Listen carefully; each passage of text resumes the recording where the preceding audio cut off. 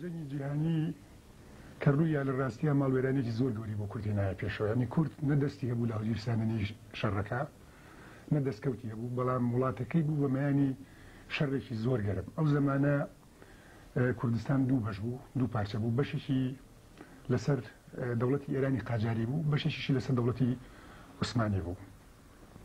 کە شەڕ دەستی پێکرد لە نێوان ئەڵەمانیا و لەلایەکەوە لەلایەکەی تریشەوە بەریتانیا و هاوپەیمانەکانی. دەوڵەتی عوسمانیش پاش چەند هەفتەیەک تێکەڵاوی شەڕەکە بوو کە تێکەڵاوی شەڕ بوو چوە پاڵ ئەڵەمانیا. ئەو زەمانە رووسیا و بەریتانیا و فەرەنسا کە پێکەوە جەبهەیەکیان پێکەوە نابوو، رووسیا لە چەند قۆڵێکەوە لە کوردستانی تورکیا هێرشی کردە ناو تورکیا. لەولاشەوە ئەگەرچی دەوڵەتی ئێرانی بێلایەنی ڕاگەیان بوو لە شەڕەکە، بەڵام کەس احترامی بێلایەنەکەی ئەوی نەگرت. لەسەرەوە رووس هێرشیان کرد هاتنە خوارەوە تاوەکو ناوچەی موکریان و ئەمانیان داگیر کرد و لە پاشانە لەوێش کرازان گەیشتە ناوچەی ناوچەی خانەقین، لەسەرەوەش گەیشتە منتقەی ڕەواندز و ئەوانە، لە خوارەوەش ئینگلیز بەسرەی داگیر کرد و پاشان کەرکووکی داگیر کرد و هەڵکشا بەرەو ویلایەتی مووسڵ. بە معنایەکی تر تقریبا هەموو کوردستان بوو بە مەیانی شەڕێنی لە بینی مەسەلەن تورکی چوو کوردستانی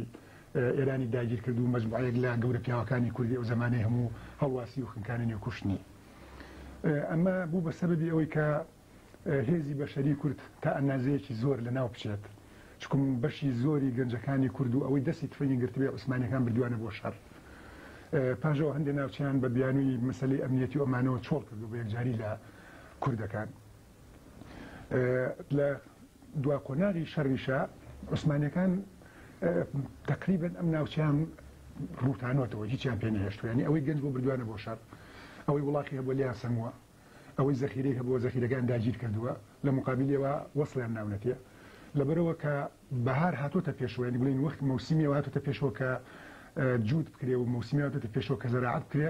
نەهێزی بەشەری هەبووە کارینی بکات. ئەو زمانە مەچینەش نەبووە، گا و ئێستر و ئەوانیان بەکارهێناوە، ئەوەش نەماوە، بنەتۆیش نەماوە، لەبەرەوە قاتوکڕی و برسێتی بڵاوبەتەوە لەناو ئێمە کەلیمەی سەفەربەرلێک کە باسێکەن وەکو نیشانی موسیبەت باسێکەن لە کاتێکە سەفەربەرلێک بە تووشیانی تەجنیدی عام نەفیری عام لەو بابەتانەیە. ئەو کاتە شێخ مەحموود بەهۆی پاڵپەیوەندانی دینیەوە بەشی زۆری مەلاکانی ئەو زمانە فتوایان ناوە کە ئەوە جیهادە و هەموو کەسێک فەرزە لەسەری لا جیهادا بەشداری بکە. دوو کەڕەت مجاهیدی کوردی کۆ کردوێتەوە، جارێک ڕۆشتووە لە دیوی ئێران لە تاریەر و ئەمانە شەڕی کردو لە دژی لەشکری ڕووس، جارێکیش مجاهیدی کوردی بودووە بۆ شوعیبە شەڕی کردو لەگەڵ ئینگلیزا. بەڵام لە ئاخر ساڵی شەڕا شێخ مەحموود هەڵوێستی گۆڕاوە، چونکم سەیری کردووە زوڵم و زۆری عوسمانیەکانی بینیوە، ئەو غەدرەی کە لە خەڵکیان کردو لەبەرەوە دڵی سارد بۆتەوە کە هین بۆ بێجگەلەوە دەوڵەتانی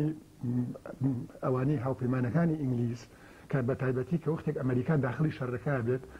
کۆمەڵێک مەبدە بڵاوکاتەوە کە بە پرینسیپەکانی وێڵسن بەناوبانگە. یەکێک لەو پرینسیپانە کە مادەی 12 هەمێکی لەوێنە وعدەدا بەڵێنەدا بە هەموو ئەو گەلانی کە تورگنین ئەگەر هاتو شەڕتەوا بوو مافی ئازادی چارەنووسیان بەنێ بۆ ئەوەی بتوانن بەسەر بەخۆی خۆیان بەڕێوەبەرن. بەم بۆنەیەوە شێخ مەحموود لە ئەو کاتەی کە هێزی ئینگلیزە گاتە کەرکووک، پاشۆی پرسوورا بە مەجموعەیەک لە ڕئیسی عەشیرەت و پیاماقولی منتقەی سلێمانیەکە کاغەزێک گەنێرێ بۆ کاربەدەستانی ئینگلیزی داوایان لێکات کە هاوکاریان بکات بۆ ئەوەی کە پێش تەواوبوونی شەڕەکە بووەوە، بۆی هاوکاریان لەگەڵا بکات کە لەدەست زوڵم و زۆری تورک نەجاتیان ببێت. بەڵام کاغەزەکەی تورک ئەکشێتەوە، ئینگلیز ئەکشێنەوە لە کەرکووک، کاغەزەکەی کەوێتە دەست تورک. شێخ مەحموود گرن ئەیەن بە دادگا حکمی ئەعدامێ. یەکێک لە سەرکردەکانی عوسمانی کە ناوی عەلی ئەحسان پاشا بووە، دیارە پیاوێکی ژیر و زیرەک و عەقڵ و ئەوانە بوو کە قایدی فەیلقی ئەو زمانەی تورک بووە لە مەنتیقەکە. لە باتەوەی شێخ مەحموود ئیعدام بکات، شێخ مەحموودی بەخشیوە، عەفوی کردو، ناردێتەوە بۆ سلێمانی، چونکە وتێتی ئێمە لە شکانە این بۆچی دەدا سەر بۆ خۆمان دروستکەین و ئەمانە بکەین بە دوژمنی خۆمان.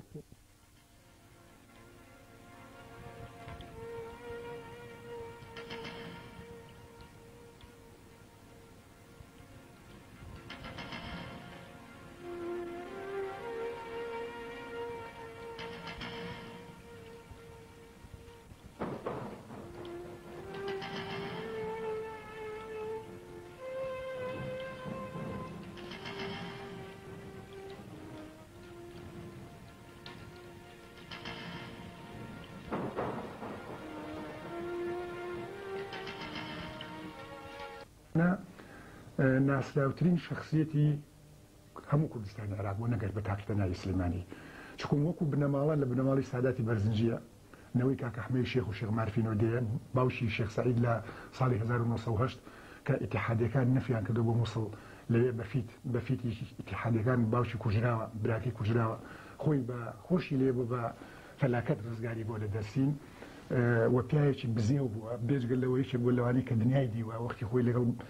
باوشیا سەردانی ئەستەموڵ و ئەمانەی کردووە کە پیاوێکی کوردپەروەر بووە هەستی کوردایەتی هەر لە کۆنەوە تیا بووە لەبەر ئەوە خەڵک لە دەوری ئەو کۆبوونەتەوە ئەو توانیبێتی کە ببێ بە دەمڕاستی خەڵکی ئەم ناوچەیە.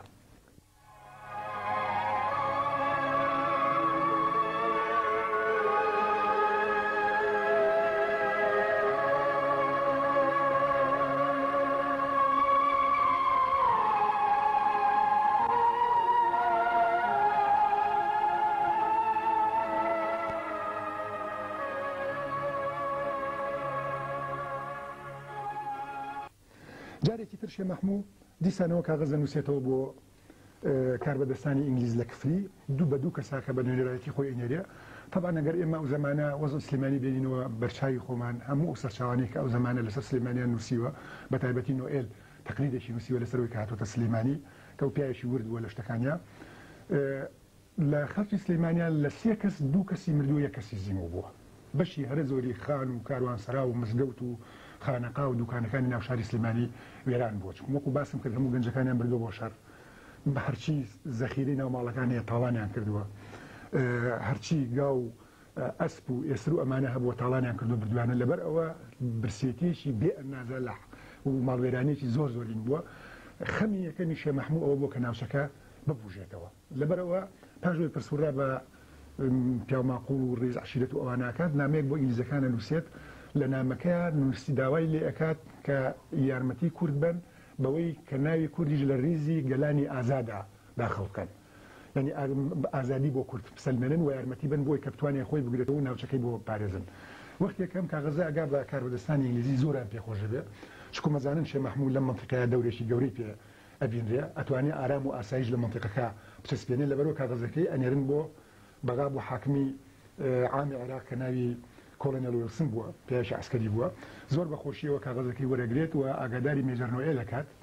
کە بە نوێنەرایەتی حکوومەتی بەریتانیا بێت بۆ سلێمانی لەگەڵ شێ مەحمووە گفتوگۆ بکە نۆئێل لە کفریەوە بەداریکەلیە یە بۆ سلێمانی خەڵک وەکو نوێنەری هێزی ئازادی و سەرفرازی و ڕزگاربوون لە ناخۆشی و ئەمانە بە درێژایی ڕێگاکە لە کفریەوە تاکو سلێمانی خەڵکی دێهاتەکان پێشوازیان لێ کردووە و بە خێراتنیان کردووە خۆی لە راپۆرتەکە کە نووسیوێتی ئەڵێ پێشوازیەکی وەکو پێشوازی شاهانیان لێکردم کە چوومە ناو شاری سلێمانیەوە کە هاتوۆتە سلێمانی پاش گفتوگۆ ئەوانە لەگەڵ شێ مەحمووە لە مرکزی سلێمانیا کۆبوونەوەیەکی جەماوەری کراوە کە زۆری خەڵکی سلێمانی تیا بەشدار بوون هەروەها سەرۆکی عشیرەتەکانی دەوروپشتی سلێمانی پیاماقوڵەکانی مەنتیقەکە لەو کۆبوونەوەیە نۆئێل هەڵسێت بە ناوی کە لە ڕۆژی حەڤەی 11 ساڵی 1970 کۆبوونەوەکە بووە لەویا بەڕسمی بە ناوی حکوومەتی بەریتانیاوە ئیعلانێکات کە شێخ مەحموود حکومداری کوردستانە و دەسەڵاتی هەیە کە بە ناوی بەریتانیاوە حکومڕانی مەنتیقەکە بکات خۆپەکەی نۆئێل بە زمانی فارسی بۆ چکو نۆئێل فارسی باش زانیوە ئەم هەنگاوەی بەریتانیا لەلایەک بۆ ئەوەی کە بۆ یەکەم جارە مەسەلەن حکمێکی کوردی ئەسەلمێنرێ لەلایەکی ترەوە دەرگای یارمەتی بۆ خەڵک کرایەوە چکم کە ئەوانە هاتوون لەگەڵ خۆیانە بنەتۆ و گا و کۆمەڵشتی لە بابەتانیان هێناوە بۆ ئەوی کە بازار و کشت و کاڵ لە ناوچەکە ببوژێتەوە بەڵام ئەم معاملەی ئینگلیز کە لەگەڵ کووردا کردی دوو مشکلی گەورەی بۆ کورد خۆڵقانن یەکێکیان شێ مەحموودیان داناوە بە حکومداری کوردستان حکومدار لە قانونی دەستوریە نە لە هی ئینگلیزیە نە لە هی عوسمانیە معنایەکی نییە تاوەکو بزانین چێ چکم قایم قام هەیە متەسەریف هەیە والی هەیە حاکمی عسکەری هەیە نازانم چی هەیە ئەمانە هەمووی هەیە حکومداری زمانە ناگرێتەوە هیچ چینێک نییە برین مەفهوم کەلیمەیەکە مەفهومێکی زۆر مبهەم و نادیار و لێڵی هەیە کە قابلی تەفسیرکردنە بە ئەنواع و ئەشکاڵ هی دوو هەمینیان ئەوان شێ مەحموودیان قبول بوو بە حکومداری کوردستان بەڵام دیاریان نەکرد بۆ کوردستانە شوێ یعنی بۆیان دانابوو کە لە بینی هەردوو لە بینی ئاوی سیروان و زیا هینکات تەماعی شێ مەحموود طموحی شێ مەحموود طموحێکی قەومی بووە ئەوە بۆ کە کەرکووکیشی تیا بێت هەولێریشی تیا بێت ناوچەی بادینانیشی تیا بێت بەڵام ئەوان ئەم سنوورەی ئێمەیان تەنیا بە کوردستان سەلمان لەبەرەوە وەکو مشکلەیەک بۆ ئێمە لە هەموو مفاوەزاتەکانی بڵین کورد لەگەڵ حکوومەتی عێراقی کردوێتی ئەم دوو مشکلەیەکیان مشکلەی حدود کە ئەو زمانە ئینگلیز بە معلقی گەشتێتەوە ئەوی تریشان مشکلەی ئەوەی کە ئایا مەفهومی حقوقی قومی کورد لە عێراق چیە حکومداریە ئۆتۆنۆمیە فیدرالیە کۆنفیدرالیە ئەمەش ئەمە معلقی بۆ ئێمە بەگەشتەوە کە هەتا ئێستا خلاف لە بینی ئەمە حکوومەتی مرکزیە هەیە نەماتوانیوە بگەینە سیغەیەکی وا کە تەنظیمی علاقە لە بینی ئێرە و حکوومەتی مرکز پێشتر وەختێکە بینی ئینگلیز و شێ مەحموود تێکچوو بوو مێجەرسۆنیان کردبوو بە بڵین مستەشاری شێ مەحموود مێجەرسۆن مەشهورە بۆی پێیە کە زۆر باش کوردی ئەزانێ ئەدەبی کوردی و زمانی کوردی شارەزا بووە ذهنیەتی کورد و عەقڵێتی کوردی شارەزا بووە مەشهورە بۆی پیاوێکی سەلیفیش بووە ینی هین بووە هەر بانقەسیش ئەویان داناو بۆ شێ مەحموود ئیستیفزاز بکەن دیارە من پیاوێکی زیرەک بووە بۆ نیوەی کردووە کە بینی ئینگلیز و کورتێگە سێڕەنە شتێکی لێ بەسەر بێت پێشەوەی شەڕ ببێت پێشەوە شێ مەحموود بگیرێت ئیجازە وەرەگرێ و ئەڕوات لە دوایە کە جێشی بەریتانی یان سلێمانی داگیرەکەن ئەدمۆنسیان لەگەڵا بووە کە بۆ فترەیەکی موقت ئەبێ بە حاکمی سیاسی سلێمانی هەتا مێژەر سۆن نەگەڕێتەوە بۆی کە مێژەر سۆنێتەوە ئەبێ بە حاکمی سیاسی سلێمانی پاش فتێک چاپخانەیەک دامەزرێنێ پاژۆی کە چاپخانەکە دامەزرێنێ هەندێک کرێکاری کورد و نووسەری کورد و ئەمانە پیاکات دەزەکەن بە دەرکردنی جەریدەی پێشکەوتن کە ئەتوانین بڵین ئەمە یەکەم جەریدەی کوردیە لە کوردستانی عێراقا بڵاو کرێتەوە و ئەمە ئیتر بوو بە بەردی بناغە بۆ دامەزراننی قۆناغێکی نوێ لە مێژووی ڕۆژنامەوانی کوردیا کە توای نایبنین قوتابخانەی سلێمانی ڕۆژنامەوانی سلێمانی ئەو فترەیە کە مێجەرسۆن لە سلێمانیە بێت فترەیەکی زۆر نائارامە فترەیەکە لە زۆر لاوە کەمین بۆ ئینگلیزەکان دانرێت مێجەرسۆن خۆشی پێم وایە تووشی نەخۆشی سی لەبێ لەبەرەوە ئەڕواتەوە ئەیگۆڕن بە یەکێکی تر هەر لەو فترەیە مێجەرسۆن بە نەخۆشی سی مردووە سنووری ناوچەکەی شوێیە ئەتوانێت چی لە دەسەڵاتی ئەمە چی لە دەسەڵاتی ئینگلیزەکانایە لەبەرەوەی لەوە نەگەیشتونەتە نەتیجە کێشەکان قوڵ بۆتەوە کە کێشەکان قوڵ بۆتەوە گەیشتۆتە ڕادەی ئەوەی کەیتر شێ مەحموود هەوڵ بە بەچەک مشکلەکە حەلکان ناوچەکە بگرێت ئینگلیزی لێ دەرکات هین بێت ئەوەیە جوابە نێرێ بۆ مەحموود خانی دەزڵی لەگەڵ هەنگە چەکداری ئەوە دێن لە گۆژە تووشی شەڕێگە بن لەگەڵ عسکەری لیڤی عسکەری لیڤەکان هەموو کورد بوون بڵاوی لێکەن مەحموود خانی دەزڵیەتە سلەیمانیەوە ژمارەیەکی زۆر کەم ئینگلیزی لێ بووە 6 کەس بووە 9 کەس بۆ نازانم چەند بوو ئەمانە ئەگرن و حەبسیانەکەن بەڵام معاملەی باشیانەکەن ئەنی نە کەسیان کوشتون و نە ئیهانەی کەسیان کردووە شێ مەحموود لە دەربەنی بازیان دامەزرێ بێگومان شێ مەحموود لەمە دوو غەڵەتی زۆر گەورەی کردووە یەکێکیان غەڵەتەکەی ئەوە بووە لە بەراوردکردنی تەرازوی هێزی کورد و ئینگلیزە ئەو زمانە ئینگلیز گەورەترین هێزی دنیا بوون بەدەسەڵاتترین هێزی دنیا بوون ناگونجێ بۆ گەلێکی پشکۆلەی وەکو کورد کە هیچ ئیمکانیەتێکی ئەوتۆی نەبووە لە شەڕێکی ڕوبەڕووبوونەوە لە شەڕێکی جەبەیە بەرامبەر بەو هێزە گەورەی ڕابوەسی کە لەو زمانە ئەو هەموو تۆپ و تەیارە و تانک و عسکەری زۆر و زەبەنگە و ئەمانەیە بوو ئەویش بەچی هین بووە بۆ دەستخەڕۆ بۆ چکۆم هجوومێک ئینگلیزەکان کردوانە بۆ لای چەند سەماڵ لەوێ توانیانە بیشکێنن پێی وا بۆ هەموو هجوومەکانی تریشیان وابێ لەبەرەوە خۆی شووە لەسەر چەقی ڕێگاکە دانیشتۆ و هێزەکانی لە دەوری خۆی داناوە بۆ ئەوەی کە بەری هێرشی ئینگلیز بگرێت ئینگلیز بەسەرکردایەتی جەنەرال فرایزەر هێزێکی گەورەی هێنە سەر و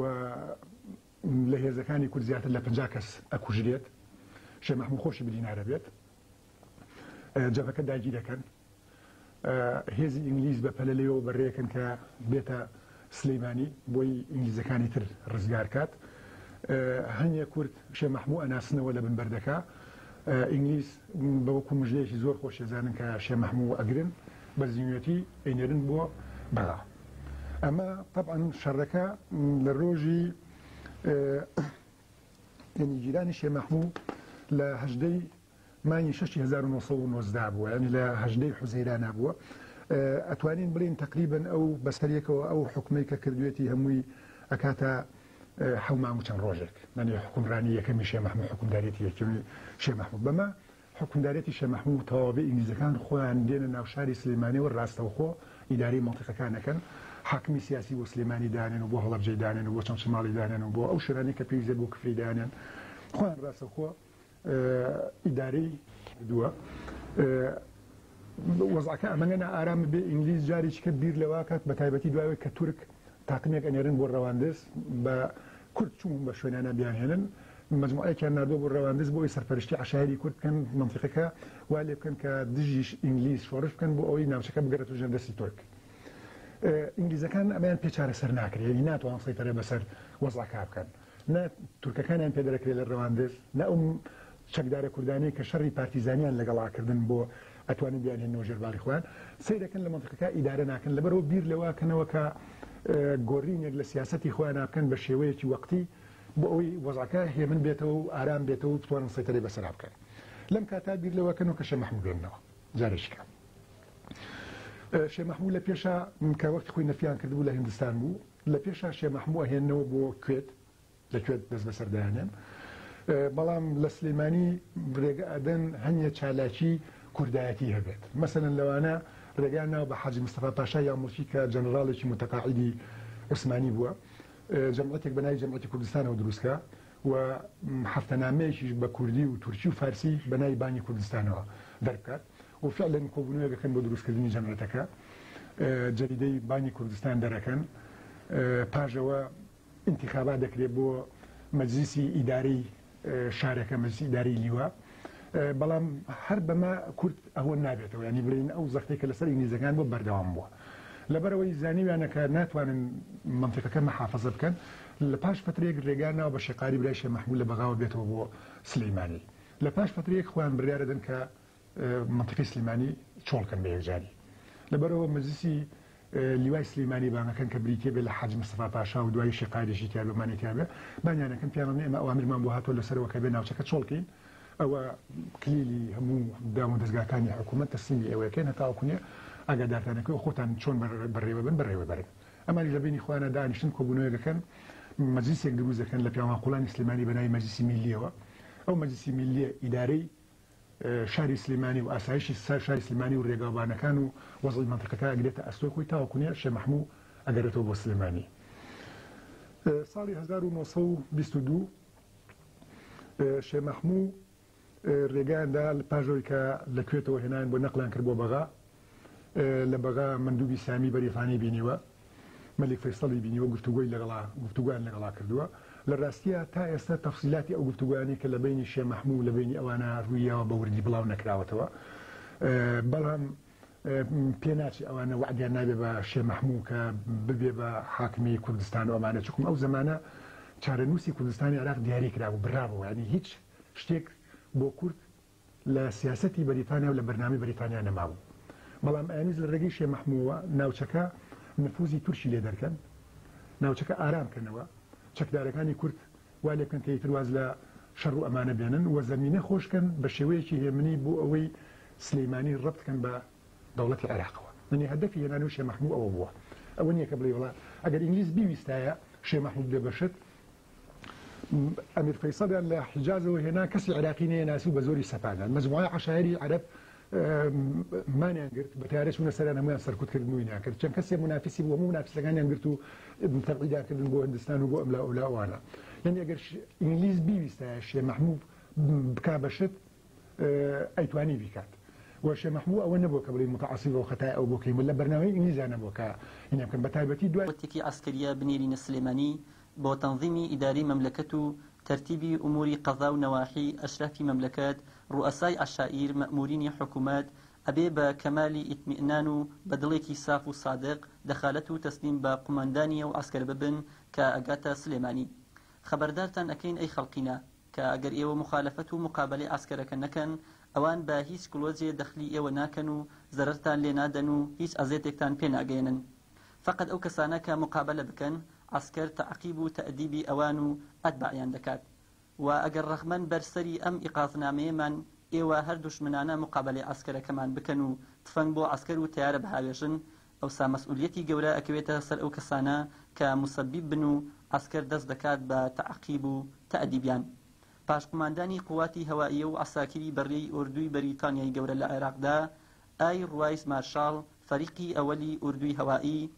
2/5/1923 لە پاش ماوەیەک